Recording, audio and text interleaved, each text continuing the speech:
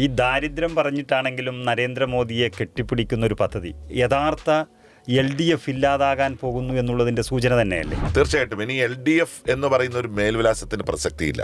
കാരണം ലോകത്തിൽ ബാലറ്റ് പേപ്പറിലൂടെ അധികാരത്തിൽ വരുന്ന ഒരു സർക്കാർ പിറവിയെടുക്കുന്നതിന് മുൻപ് ഇന്ത്യയിലുണ്ടായ യഥാർത്ഥ കമ്മ്യൂണിസ്റ്റ് പാർട്ടി ഓഫ് ഇന്ത്യ ആണ്, CPI ആണ്.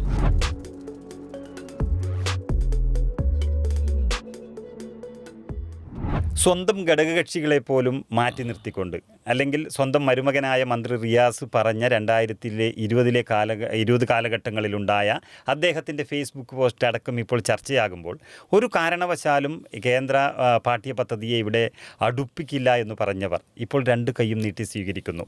ഈ ന്യൂ എഡ്യൂക്കേഷണൽ പോളിസി കേന്ദ്ര സർക്കാർ കൊണ്ടുവന്നതിനെ തുടർന്നാണ് കാവ്യവൽക്കരണത്തെ കേരളത്തിലേക്ക് കടത്തിക്കൊണ്ടുവരാൻ ഒരു കാലഘട്ടത്തിലും അനുവദിക്കില്ല എന്ന് പറയുന്ന ഒരു പോസ്റ്റ് അദ്ദേഹത്തിൻ്റെതായിട്ട് വന്നത്. പക്ഷേ ഇപ്പോൾ നമ്മൾ കാണുന്ന ഒരു പ്രത്യേക വിഷയം എന്താണ്? CPM-നെ സംബന്ധിച്ച് 2026 നടക്കാൻ വേണ്ടി പോകുന്ന തെരഞ്ഞെടുപ്പിൽ ആരായിരിക്കണം രണ്ടാമത്തെ ഏറ്റവും പ്രധാനപ്പെട്ട ഘടകകക്ഷി എന്നുള്ള വിഷയമാണ് അവർ അലട്ടുന്നത്. ഒന്നിനു പിറകെ ഒന്നായി ഇങ്ങനെ വിവാദങ്ങൾ വന്നുകൊണ്ടിരിക്കുകയാണ് മുഖ്യമന്ത്രി പിണറായി വിജയനും LDF സർക്കാരിനുമെതിരെ. അതിനിടയിൽ ഇപ്പോൾ വന്നിരിക്കുന്നത് PM ശ്രീ പദ്ധതിയെക്കുറിച്ചാണ്. സത്യത്തിൽ കമ്മ്യൂണിസ്റ്റ് ആശയങ്ങളെക്കാളും വലിയ രീതിയിൽ നരേന്ദ്രമോദിയെ സ്നേഹിച്ചു തുടങ്ങിയൊരു പിണറായി വിജയൻ എന്നൊക്കെയാണ് ഈ വിവാദത്തിൽ പറയപ്പെടുന്നത്. സത്യത്തിൽ ഈ PM ശ്രീ പദ്ധതി ഒരു വിവാദമാക്കേണ്ട വിഷയമാണോ? കേരളം വളരെ ഗൗരവത്തോടു കൂടി ചോദിക്കുന്ന ഒരു ചോദ്യം തന്നെയാണിത്. കാരണം കേന്ദ്ര പ്രോജക്റ്റുകൾ നടപ്പിലാക്കുക എന്ന് പറയുന്നത് ഏതൊരു സംസ്ഥാനത്തിൻ്റെ ഏറ്റവും പ്രധാനപ്പെട്ട ഒരു വിഷയം തന്നെയാണ്. ഇപ്പോൾ ഏകദേശം 80ഓളം കേന്ദ്ര പ്രോജക്റ്റുകളുണ്ട്. ഈ വിദ്യാഭ്യാസ മേഖലയിൽ തന്നെ 7ലധികം പ്രോജക്റ്റുകൾ കേന്ദ്ര സർക്കാരിൻ്റേതായിട്ടുണ്ട്. ഇവിടെയൊക്കെ നമ്മൾ ഓർമ്മിക്കേണ്ടത് ഇതൊരു റേഷ്യോ അടിസ്ഥാനത്തിലാണ് ഈ പ്രോജക്റ്റുകളെല്ലാം പോകുന്നത്. ഇതിൻ്റെ പദ്ധതിയുടെ പേര് കേന്ദ്ര പ്രോജക്റ്റുകളാണെങ്കിലും എല്ലാ പദ്ധതികളുടെയും ഒരു 60% ഓഫ് ദ ടോട്ടലാണ് കേന്ദ്ര ഗവൺമെൻറ്റിൻ്റെ പങ്കാളിത്തം. ബാക്കി 40% സംസ്ഥാന സർക്കാരിൻ്റെ പങ്കാളിത്തം. ഈ അർത്ഥത്തിൽ നിരവധി പ്രോജക്റ്റുകൾ ഇപ്പോൾ തന്നെ കേരള സർക്കാർ നടപ്പിലാക്കി വരുന്നുണ്ട്. പ്രത്യേകിച്ചിട്ട് ഇടതുപക്ഷ രാഷ്ട്രീയത്തിന് ഉപയോഗിക്കാൻ മടി കാണുന്ന കോൺഗ്രസ് രാഷ്ട്രീയത്തിന് ഉപയോഗിക്കാൻ മടിയുള്ള ഒരു പേരാണ് ദീൻ ദയാൽ ഉപാധ്യായ. ആ ദീൻ ദയാൽ ഉപാധ്യായയുടെ പേരിൽ കേരളത്തിലെ ഒരു വലിയ പ്രോജക്റ്റ് വർഷങ്ങളായിട്ട് നടന്നു വരുന്നുണ്ട്. ദീൻ ദയാൽ ഉപാധ്യായ ഗ്രാമീണ കൗശല്യ യോജന എന്ന് പറഞ്ഞിട്ട് തൊഴിലവസരങ്ങൾ സൃഷ്ടിക്കാൻ. ഈ പദ്ധതിയുടെ ഏറ്റവും വലിയ പ്രത്യേകത എന്ന് പറയുന്നത് അത് ന്യൂനപക്ഷ കേന്ദ്രീകൃതമായിട്ടുള്ള ഒരു പ്രോജക്റ്റാണ്. ഈ പ്രോജക്റ്റ് ഇവിടെ നടത്തി വരുന്നുണ്ട്. പക്ഷേ ഇതിൻ്റെ അപകടകരമായിട്ടുള്ളൊരവസ്ഥ എന്ന് പറയുന്നത് ഇതിൻ്റെ ഒരു ഘട്ടം കഴിഞ്ഞപ്പോൾ ഇതിനകത്ത് പങ്കാളികളായിട്ടുള്ള ആളുകൾക്ക് പോലും ഫണ്ട് കിട്ടാത്തൊരവസ്ഥ വന്നു. കേന്ദ്രം ഫണ്ട് നിരന്തരമായി ബ്ലോക്ക് ചെയ്യുന്നൊരു സ്ഥിതി കേരളത്തെ സംബന്ധിച്ചിട്ടുണ്ടായിട്ടുണ്ട് എന്നുള്ളതൊരു സത്യമാണ്. അതിനിടയിലാണ് ഇപ്പോൾ PM ശ്രീ ഇത്രയധികം വിവാദമായിട്ടുള്ളത്.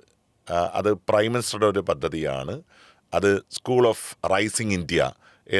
ഫോർ റൈസിംഗ് ഇന്ത്യ എന്ന് പറയുന്ന പ്രോജക്റ്റാണ്. അതായത് ഇപ്പോൾ നിലനിൽക്കുന്ന വിദ്യാഭ്യാസ മേഖലയിലെ സ്ഥാപനങ്ങളെ ഉദ്ധരിച്ച് കൊണ്ടുവരിക എന്നുള്ളതിനെ, അതിനെ ഉണർത്തുക, റൈസിംഗ് എന്നുള്ളതാണ് കേന്ദ്ര സർക്കാർ വിഭാവനം ചെയ്തിരിക്കുന്ന പദ്ധതി. ഇതിനകത്ത് അതിൻ്റെ ടെക്നോളജി മെച്ചപ്പെടുത്താൻ, IT മേഖല മെച്ചപ്പെടുത്താൻ, ഇൻഫ്രാസ്ട്രക്ചർ മെച്ചപ്പെടുത്താനൊക്കെ ഓരോ വിദ്യാലയത്തിനും ഏകദേശം 1,38,00,000 രൂപയോളം കേന്ദ്ര സർക്കാർ ചെലവഴിക്കും എന്നാണ് ഈ പദ്ധതിയുടെ പ്രത്യേകത. എനിക്ക് തോന്നുന്നു കേരളത്തിൽ ഏകദേശം 136ഓളം സ്കൂളുകൾക്ക് ഇതിൻ്റെ ഗുണഫലം കിട്ടും എന്നാണ് നമ്മൾ കേൾക്കുന്നത്. പക്ഷേ എന്തുകൊണ്ടാണ് ഈ പദ്ധതി വിവാദമാകുന്നത്? ഈ പദ്ധതി വിവാദമാകുന്നത് NCERT സിലബസ് അടിസ്ഥാനത്തിൽ വേണം ഇത്തരം വിദ്യാലയങ്ങളിൽ തുടർന്ന് ക്ലാസ്സുകൾ നടത്താൻ. അപ്പോൾ സ്വാഭാവികമായും അവിടെ ഉണ്ടാകുന്ന ഒരു ക്ലാഷ് ഉണ്ട്. സ്റ്റേറ്റ് സിലബസും NCERT സിലബസും തമ്മിലുള്ള ക്ലാഷ്. NCERT സിലബസും CBSE സിലബസും ഒന്ന് തന്നെയാണ്. പക്ഷേ NCERT സിലബസിൻ്റെ കുറേ ഘടകങ്ങൾ സ്റ്റേറ്റ് സിലബസിലുണ്ടാകും. പക്ഷേ സ്റ്റേറ്റ് സിലബസ് പൂർണ്ണമായും NCERT സിലബസ് അല്ല. അപ്പോൾ ആ ഒരു അപകടം ഇവിടെ സ്വാഭാവികമായിട്ടും നിലനിൽക്കും. രണ്ടാമത്തെ പ്രധാനപ്പെട്ട കാര്യം ഐഡിയോളജിക്കൽ എഡ്യൂക്കേഷൻ. അതായത് നമ്മുടെ സംസ്ഥാനത്ത് സ്വാഭാവികമായിട്ടും ഒരു കാവ്യവൽക്കരണം ഈ ഒരു വിദ്യാഭ്യാസ സമ്പ്രദായത്തിലൂടെ ഈ PM ശ്രീ വഴി കടന്നു വരുമോ എന്നുള്ളതാണ് ഏറ്റവും വലിയ ആശങ്ക. കാരണം ഇതിൻ്റെ കരിക്കുലം, പെഡലോഗി ഇതൊക്കെ പ്രിപ്പയർ ചെയ്യാനുള്ള അധികാരം കൂടി ഇതിനകത്ത് കടന്നു വന്നാൽ അത് സ്വാഭാവികമായും ഒരു കാവ്യവൽക്കരണത്തിൻ്റെ സൂചനയാണ്. NCERT സിലബസിൽ തന്നെ അടുത്ത കാലത്ത് വന്നിരിക്കുന്ന ഒരു വലിയ മാറ്റം, ഇപ്പോൾ 2020 ഈ ന്യൂ എഡ്യൂക്കേഷണൽ പോളിസി എന്ന് പറയുന്ന കേന്ദ്ര ഗവൺമെൻറ്റിൻ്റെ പോളിസി വരുന്നത്. ഈ പുതിയ ദേശീയ വിദ്യാഭ്യാസ നയത്തിൻ്റെ ഭാഗമായിട്ട് 2022 PM ശ്രീ നടപ്പിലാവുന്നത്. ഈ PM ശ്രീ നടപ്പിലാകുന്ന 2022 20 ഇടയിൽ തന്നെ NCERT സിലബസിനകത്ത് പ്രത്യേകിച്ചിട്ട് ചരിത്രവുമായി ബന്ധപ്പെട്ട ഐച്ഛിക വിഷയങ്ങളിലെല്ലാം വ്യാപകമായിട്ടുള്ള തിരുത്തൽ വന്നു. ആ തിരുത്തൽ എന്ന് പറയുന്നത് ദേശീയ പ്രാധാന്യമുള്ള, ഇപ്പോൾ ഇന്ത്യൻ സ്വാതന്ത്ര്യ സമരത്തിൽ പണ്ഡിറ്റ് ജവഹർലാൽ നെഹ്റുവിൻ്റെ പങ്കാളിത്തത്തെക്കുറിച്ച്, മഹാത്മാഗാന്ധിയെക്കുറിച്ച്, നമ്മുടെ മൗലാന ആസാദിനെക്കുറിച്ച്, സുഭാഷ് ചന്ദ്രബോസിനെക്കുറിച്ച്, സർദാർ വല്ലഭായ് പട്ടേലിനെയൊക്കെ കുറിച്ച് പഠിച്ച ഒരു കാലഘട്ടത്തിൽ നിന്ന് തികച്ചും വിഭിന്നമായി സവർക്കർ ഉൾപ്പെടെ ആ സ്വാതന്ത്ര്യ സമരത്തെ ഒറ്റുകൊടുത്തവരും സ്വാതന്ത്ര്യ സമരത്തെ പിന്നിൽ നിന്ന് കുത്തിയവരും ചരിത്രത്തിൻ്റെ പ്രധാനപ്പെട്ട താളുകളിൽ ഇടം പിടിക്കുന്ന അപകടകരമായിട്ടുള്ള ഒരു ചരിത്രത്തിൻ്റെ തിരുത്തിയെടുത്ത് ഇന്ത്യയിൽ സംഭവിച്ചു എന്നുള്ളതാണ് ഇതിൻ്റെ ഒരു അപകടം. അപ്പോൾ ആ ഒരു അപകടം ഈ ഒരു PM ശ്രീ പദ്ധതി വഴി എല്ലാ സംസ്ഥാനങ്ങളിലേക്കും പെനട്രേറ്റ് ചെയ്യപ്പെടും എന്നുള്ള ഒരു ചിന്തയാണ് സത്യത്തിൽ ഈ പദ്ധതിയെ എതിർക്കാനുള്ള ഏറ്റവും പ്രധാനപ്പെട്ട കാരണം. ആ അർത്ഥത്തിൽ തന്നെയാണ് ഈ പദ്ധതി വിവാദമാകുന്നത്. അതുകൊണ്ട് തന്നെയാണ് കേരളത്തോടൊപ്പം തന്നെ പശ്ചിമ ബംഗാൾ, അതുപോലെ തൊട്ടടുത്തുള്ള തമിഴ്നാട് കേരളത്തോടൊപ്പം തന്നെ ഇതിനെ എതിർത്തതാണ്. തമിഴ്നാടാണെങ്കിൽ സുപ്രീം കോടതി വരെ ഇത് തങ്ങൾക്ക് ഇത് പഠിപ്പിക്കാൻ കഴിയില്ല, ഈ ഒരു പദ്ധതി ഏറ്റെടുക്കില്ല എന്നുള്ള ഒരു രീതിയിലാണ് ഇപ്പോഴും നിൽക്കുന്നത്. പക്ഷേ പൊടുന്നനവേ കേരളത്തിൻ്റെ ഭരണകൂടം ഇത് ഏറ്റെടുക്കുകയാണ്. സത്യത്തിൽ കാവ്യവൽക്കരണം ആകാം എന്നാണോ ഇതുകൊണ്ട് ഉദ്ദേശിക്കുന്നത്? അല്ലാതെ ഒരുപക്ഷെ കേരളത്തിൻ്റെ ദാരിദ്ര്യം കൊണ്ടാണോ ഇതിനെ രണ്ട് കൈയും നീട്ടി സ്വീകരിക്കാൻ പോകുന്നത്? കേരളത്തോടുള്ള ഒരർത്ഥത്തിലുമുള്ള ആത്മാർത്ഥത ഈ പ്രോജക്റ്റ് നടപ്പിലാക്കുന്നതിൻ്റെ പിന്നിലില്ല. അത് നമ്മൾ കമ്പയർ ചെയ്യേണ്ടത്, സ്റ്റാലിൻ ഇപ്പോൾ കോടതിയിൽ പോയിരിക്കുകയാണ്. സ്റ്റാലിൻ ഒരു കാര്യം പൊതുസമൂഹത്തോട് പറഞ്ഞു, വളരെ നിർബന്ധിച്ച് കേന്ദ്ര സർക്കാർ ആവശ്യപ്പെടുന്നു PM ശ്രീ നടപ്പിലാക്കാൻ. എത്ര നിർബന്ധിച്ചാലും ഞാൻ ഈ പദ്ധതി നടപ്പിലാക്കില്ല എന്ന് അദ്ദേഹം പറഞ്ഞു. അതിൻ്റെ അർത്ഥം ഇവിടെ ശ്രീ പിണറായി വിജയനും അതല്ലെങ്കിൽ ബന്ധപ്പെട്ട ഡിപ്പാർട്ട്മെൻറ്റുകളിലേക്കും കോൾ വന്നിരിക്കുന്നു. ഇത് അടിയന്തരമായി നിർബന്ധിതമായി നടപ്പിലാക്കണം. അത് സംസ്ഥാന സർക്കാർ ഒളിപ്പിച്ചു വെച്ചിരിക്കുക. ആ പേടിയാണ് ഇവരുടെ ഉള്ളിൽ യഥാർത്ഥത്തിലുള്ളത്. ആ പേടി മറച്ചു വെച്ചുകൊണ്ട് കേരളത്തിൻ്റെ ദാരിദ്ര്യത്തെ മുകളിലേക്ക് കൊണ്ടുവന്ന് കേരളത്തിലെ പൊതുജന സമക്ഷം അവതരിപ്പിച്ച് അതുവഴി ഈ കപടത മറച്ചു വെക്കാനുള്ള ശ്രമമാണ് യഥാർത്ഥത്തിൽ വിദ്യാഭ്യാസ വകുപ്പും സംസ്ഥാന സർക്കാരും ഇപ്പോൾ നടത്തിക്കൊണ്ടിരിക്കുന്നത്. അതല്ലാതെ മറ്റൊരു രീതി ഇതിൻ്റെ പിന്നിൽ എവിടെയെങ്കിലും ഒളിച്ചിരിപ്പുണ്ട് എന്ന് നമുക്കിപ്പോൾ ചിന്തിക്കാൻ സാധിക്കില്ല.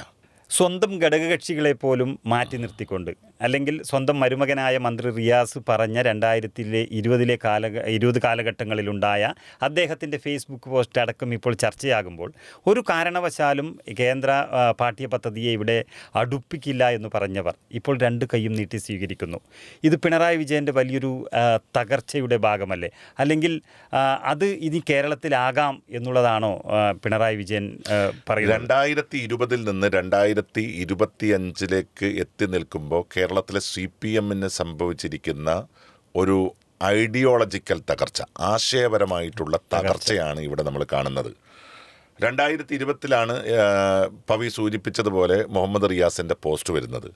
അന്ന് ഈ ന്യൂ എഡ്യൂക്കേഷണൽ പോളിസി കേന്ദ്ര സർക്കാർ കൊണ്ടുവന്നതിനെ തുടർന്നാണ് കാവ്യവൽക്കരണത്തെ കേരളത്തിലേക്ക് കടത്തിക്കൊണ്ടുവരാൻ ഒരു കാലഘട്ടത്തിലും അനുവദിക്കില്ല എന്ന് പറയുന്ന ഒരു പോസ്റ്റ് അദ്ദേഹത്തിൻ്റെതായിട്ട് വന്നത്. പക്ഷേ ഇപ്പോൾ നമ്മൾ കാണുന്ന ഒരു പ്രത്യേക വിഷയം എന്താണ്? CPM സംബന്ധിച്ച് 2026 എത്തി നിൽക്കുമ്പോൾ വന്നിരിക്കുന്ന ഏറ്റവും വലിയ അപകടം എന്ന് പറയുന്നത് CPM പ്രത്യേകിച്ച് പിണറായി വിജയന് ഒരു ചിന്ത വന്നിരിക്കുന്നു.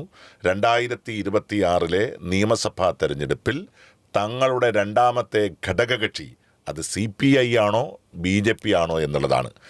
അതുകൊണ്ടാണ് CPI എന്ന് പറയുന്ന ഒരു പാർട്ടി എല്ലാ കാലഘട്ടത്തിലും പ്രത്യയശാസ്ത്രപരമായിട്ടുള്ള നിലപാടുകളിൽ കാർക്കശ്യം കാണിച്ചിട്ടുള്ള യഥാർത്ഥ കമ്മ്യൂണിസ്റ്റ് പാർട്ടി എന്ന വിശേഷണം പലപ്പോഴും ചാർത്തപ്പെട്ടിട്ടുള്ള CPI ഒരു നിലപാട് സ്വീകരിച്ചിട്ട് ആ നിലപാടൊന്ന് ചർച്ച ചെയ്യാൻ തയ്യാറാകാതെ, ആ മന്ത്രിമാരുടെ അഭിപ്രായങ്ങൾ മുഖവിലേക്കെടുക്കാതെ, ബിനോയ് വിശ്വം തുടർച്ചയായി ആവശ്യപ്പെട്ടുകൊണ്ടിരിക്കുന്ന ഒരു വിഷയത്തെ കാണാൻ കണ്ണില്ലാത്ത രീതിയിൽ നേരെ പോയി PM ശ്രീ പദ്ധതിയിൽ ഒപ്പിടുന്നത്. ആ ഒപ്പിട്ടതിന് ശേഷം ഇപ്പോൾ മന്ത്രിമാരെ പിൻവലിക്കാൻ CPI ആഗ്രഹിക്കുന്നു, ഇതിനെതിരെ ശക്തമായ നിലപാട് സ്വീകരിക്കാൻ ആഗ്രഹിക്കുന്നു. മുന്നണിയിൽ നിന്ന് പിന്മാറുന്നത് പോലും കൗൺസിൽ യോഗത്തിന് ശേഷം പറയാം എന്ന രീതിയിലേക്ക് ബിനോയ് വിശ്വത്തെ പോലുള്ള ഒരാൾ ഉയർന്നു നിൽക്കുമ്പോൾ സ്വാഭാവികമായിട്ടും നമുക്ക് കാണാൻ കഴിയുന്ന ഒരു സത്യം, CPM അനധിവിദൂര ഭാവിയിൽ BJPയെ ഘടകകക്ഷിയാക്കി മാറ്റാനുള്ള തന്ത്രപരമായിട്ടുള്ള ഒരു ഷാഡോ നീക്കത്തിൻ്റെ ആദ്യത്തെ ഒരു ഉൽപ്പന്നമാണ് ഈ PM ശ്രീ പദ്ധതി കേരളത്തിൽ നടപ്പിലാക്കുന്നത്. അതിൽ തന്നെ കേരളത്തിലെ CPM എന്ന് പറയേണ്ടി വരും ഈ ഘടകകക്ഷിയായി BJPയെ കാണുന്നത്. ദേശീയ സെക്രട്ടറി MA ബേബിയോട് എല്ലാ കാര്യങ്ങളും സംസാരിച്ച് ബിനോയ് വിശ്വം ഉറപ്പ് വാങ്ങിയതാണ്. അങ്ങനെ ഒരു പദ്ധതി കേരളത്തിൽ നടപ്പിലാകില്ല, അതിന് ഞാനിവിടെ ഉണ്ട് എന്നൊക്കെയുള്ളൊരു ധൈര്യം കൊടുത്തിരുന്നു. പക്ഷേ ഇന്ന് പെട്ടെന്ന് പിണറായി വിജയൻ ൻ്റെ നേതൃത്വത്തിൽ ഒപ്പിട്ടതോടുകൂടി MA ബേബി പോലും അറിയാത്ത രീതിയിലേക്ക് കേരളത്തിലെ CPM BJPയോട് അല്ലെങ്കിൽ കേന്ദ്ര നരേന്ദ്രമോദിയോടും ഒക്കെ അടുത്തു കഴിഞ്ഞിരിക്കുന്നു. ഇനി ഇതൊരു പിടിച്ചാൽ കിട്ടാത്ത തരത്തിലേക്ക് പിണറായി വിജയൻ്റെ CPM ഇവിടെ മാറിയിരിക്കുകയാണ്. അങ്ങനെയുള്ളൊരു രീതി വരുമ്പോൾ ഇത് തീർച്ചയായും ഒരു വലിയ മുന്നണി ബന്ധം തന്നെയാണല്ലോ, അല്ലെങ്കിൽ CJP എന്ന് പറയുന്നത് പോലെ അങ്ങനെ ഒരു മുന്നണി രൂപപ്പെട്ടു എന്ന് തന്നെ പറയേണ്ടി വരും. അല്ല, ഇത് വളരെ കൃത്യമാണ്. ഇപ്പം MA ബേബി എന്ന് പറയുന്നത് ഒരു പപ്പറ്റ്, അല്ലെങ്കിൽ എന്താ നമ്മൾ പറയുന്നത്, വെറും ഒരു പാവ അഖിലേന്ത്യാ സെക്രട്ടറിയാണ്. CPMൻ്റെ ഏറ്റവും വലിയ സൗധം തിരുവനന്തപുരത്ത് ഉദ്ഘാടനം ചെയ്യുമ്പോൾ അത് പാർട്ടി മന്ദിരമാണ്. ഹർകിഷൻ സിംഗ് സുർജിത്തിനെ പോലുള്ള ആളുകളൊക്കെ അഖിലേന്ത്യാ ജനറൽ സെക്രട്ടറി സ്ഥാനത്തിരുന്ന ഒരു കാലം നമ്മൾ ഓർമ്മിക്കുന്നുണ്ട്. കേരളത്തിലേക്ക് അദ്ദേഹം വന്നു കഴിഞ്ഞാൽ, ഇവിടെ മുഖ്യമന്ത്രി ഉണ്ടായിക്കഴിഞ്ഞാലും അതിനകത്തെ ഏറ്റവും വലിയ വ്യക്തിത്വം പാർട്ടിയെ സംബന്ധിച്ച് അഖിലേന്ത്യാ ജനറൽ സെക്രട്ടറിയാണ്. പക്ഷെ നമ്മൾ കണ്ടതെന്താ, ഇത്രയും വലിയ ഒരു സൗധം ഉദ്ഘാടനം ചെയ്യുമ്പോൾ മുഖ്യമന്ത്രിയുടെ തൊട്ട് പിറകിൽ ഒരു കാഴ്ചക്കാരനെ പോലെ അഖിലേന്ത്യാ CPMൻ്റെ ജനറൽ സെക്രട്ടറി നിൽക്കുന്നതാണ്. അപ്പോൾ MA ബേബി പറയുന്നതൊന്നും CPMനെ സംബന്ധിച്ചിട്ട് ഒരു വിഷയമേ അല്ല. CPMനെ സംബന്ധിച്ച് കേന്ദ്രത്തിലായാലും കേരളത്തിലായാലും അതിൻ്റെ സമ്പൂർണ്ണ ആധിപത്യം കയ്യിൽ വെച്ച് മുന്നോട്ട് പോകുന്ന നേതാവ് ആരാണ് എന്ന് ചോദിച്ചാൽ അത് പിണറായി വിജയനാണ്. പിണറായി വിജയൻ പറയുന്നത് തന്നെയാണ് ആത്യന്തികമായിട്ടുള്ള കാര്യം. പക്ഷേ ആദ്യമൊക്കെ ഈ CJP ബന്ധം, അതായത് കമ്മ്യൂണിസ്റ്റ് ജനതാ പാർട്ടി എന്നൊക്കെ പറയുന്നത് ഒരു തമാശ പോലെ ഫീൽ ചെയ്തെങ്കിലും ഇപ്പോൾ അത് യാഥാർത്ഥ്യമായി വന്നുകൊണ്ടിരിക്കുന്നു. ആ വന്നുകൊണ്ടിരിക്കുന്നതിൻ്റെ ഏറ്റവും പ്രധാനപ്പെട്ട ഒരു കാര്യം എന്ന് പറയുന്നത് ഈ ലാവ്ലിൻ കേസ് 38 തവണ തുടർച്ചയായി മാറ്റിവെക്കുമ്പോൾ അത് സ്വാഭാവികമായും ആ സംശയത്തിലേക്ക് നിഴലൂതി. അതിനുശേഷം നമ്മൾ കാണുന്നത് എന്താ, ഏത് ഉൽപ്പന്നമാണ് അല്ലെങ്കിൽ ഏത് പ്രോഡക്റ്റാണ് പ്രധാനമന്ത്രിക്ക് കൊണ്ടുപോയാൽ അദ്ദേഹം ഏറ്റവും വലിയ സംതൃപ്തനാകുമെന്നൊരു ചിന്തയാണല്ലോ. അങ്ങനെ ആറന്മുള കണ്ണാടിയും നമ്മുടെ ബോട്ടും അങ്ങനെയുള്ള പിന്നെ കഥകളിയൊക്കെ കൊണ്ടുപോയിട്ടും ഇദ്ദേഹത്തിന് കാന്താര സിനിമ കണ്ടതിന് ശേഷം കേരളത്തിലെ തെയ്യങ്ങളോട് വലിയ ഇഷ്ടമാണ് എന്ന വാർത്ത അറിഞ്ഞതിനെ തുടർന്നാണ് ഏറ്റവും ഒടുവിൽ മലബാറിൽ നിന്നുള്ള തെയ്യത്തിൻ്റെ രൂപം പ്രധാനമന്ത്രിക്ക് കൊണ്ടുപോയി കേരളത്തിൻ്റെ മുഖ്യമന്ത്രി കൊടുക്കുന്നത്. അതിപ്പോൾ ഒരു പ്രധാനമന്ത്രിയെ സുഖിപ്പിക്കാൻ ഏതറ്റം വരെയും പോകാൻ കേരളത്തിൻ്റെ മുഖ്യമന്ത്രി തയ്യാറായി നിൽക്കുന്ന ഒരു സന്ദർഭത്തിലാണ് കേരളത്തിലെ രാജ്ഭവനിൽ പോലും വലിയ ആത്മബന്ധം സൃഷ്ടിക്കപ്പെടുന്ന ഒരു അന്തരീക്ഷത്തിലാണ് നമ്മൾ ഈ PM ശ്രീ പദ്ധതിയെ കാണേണ്ടത്. നിങ്ങൾ ആലോചിക്കേണ്ടത്, ഈ PM ശ്രീ പദ്ധതി വഴി നമ്മുടെ കേരളത്തിന് കിട്ടാൻ വേണ്ടി പോകുന്ന തുക എത്രയാണ്? ഏകദേശം 1486 കോടി രൂപ. കേട്ടാൽ വലിയ സംഖ്യ എന്ന് തോന്നും. പക്ഷേ ഈ 1486 കോടി രൂപ ഇവിടെ ചെലവഴിക്കണമെങ്കിൽ അതിൻ്റെ 40% ഏകദേശം 600 കോടിയോളം രൂപ ഈ സംസ്ഥാന സർക്കാർ കണ്ടെത്തണം. ഈ പോകാൻ ഇനി 5.5 മാസക്കാലം ബാക്കി നിൽക്കുന്ന, അല്ലെങ്കിൽ ഒരു എലക്ഷൻ ഡിക്ലറേഷന് വേണ്ടിയിട്ട് പിന്നെ തെരഞ്ഞെടുപ്പ് കമ്മീഷൻ ഒരു 2-3 മാസത്തിന് ശേഷം പഞ്ചായത്ത് തെരഞ്ഞെടുപ്പ് കഴിഞ്ഞ ഉടൻ കാത്തു നിൽക്കുന്ന ഒരു സംസ്ഥാനത്ത് ഇത്രയും വലിയ കടബാധ്യത 4.8 ലക്ഷം കോടി രൂപയാണ് സംസ്ഥാനത്തിൻ്റെ പൊതുകടം. അത്രയും വലിയ ഒരു പൊതുകടം നിലനിൽക്കുന്ന ഒരു സംസ്ഥാനത്ത് 600 കോടി രൂപ എവിടുന്ന് കൊണ്ടുവന്നിട്ട് ഈ പദ്ധതി നടപ്പിലാക്കാനാണ്? അപ്പോൾ ഈ പദ്ധതി നടപ്പിലാക്കുക എന്നുള്ളതല്ല, അതാണ് ഞാൻ പറഞ്ഞത്, സംസ്ഥാനത്തെ ജനങ്ങളോടോ സംസ്ഥാനത്തെ 40 ലക്ഷത്തിലധികം വരുന്ന വിദ്യാർത്ഥികളോടോ ഉള്ള ഒരു കമ്മിറ്റ്മെൻ്റ് അല്ല സംസ്ഥാന സർക്കാരിൻ്റെ ഏറ്റവും പ്രധാനപ്പെട്ട കാര്യം. അവരുടെ ആഗ്രഹം എന്ന് പറയുന്നത് PM എന്ന് പറയുന്ന ഒരു രജിസ്റ്റേർഡ് ബ്രാൻഡുണ്ട് ഇന്ത്യയിൽ, നരേന്ദ്രമോദി. ആ മോദിയുടെ ചിത്രം സംസ്ഥാന സർക്കാരിൻ്റെയും കൂടി ചെലവിൽ കേരളത്തിലെ 136 സ്കൂളുകളിൽ പ്രദർശിപ്പിക്കുക എന്നുള്ളതിൽ അഭിമാനം കാണുന്ന ഒരു സർക്കാരായി ഈ സംസ്ഥാന സർക്കാർ നാണം കെട്ട് നിൽക്കുകയാണ്. ഇവർക്ക് മറ്റൊരു മാർഗമില്ല.